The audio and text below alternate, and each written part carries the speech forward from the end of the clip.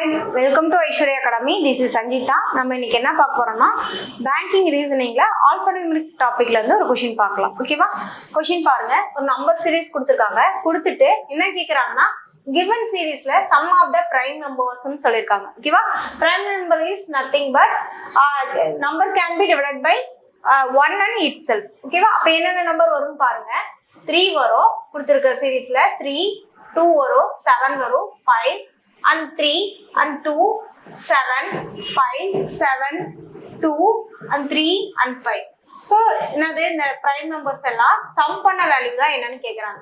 So sum of the prime numbers ன்னு சொல்லிட்டாங்க. So sum பண்ண என்னது 8 plus 10, 10 plus 12 வந்து 22 plus 7, 29 plus 2 வந்து 31, 34, 39, 39 plus 7 வந்து 46, 48, 48 plus 3 வந்து என்னது 51. So sum of the prime numbers என்ன கிடைக்குது நம்மளுக்கு 51, option B. ஓகேவா? Thank you.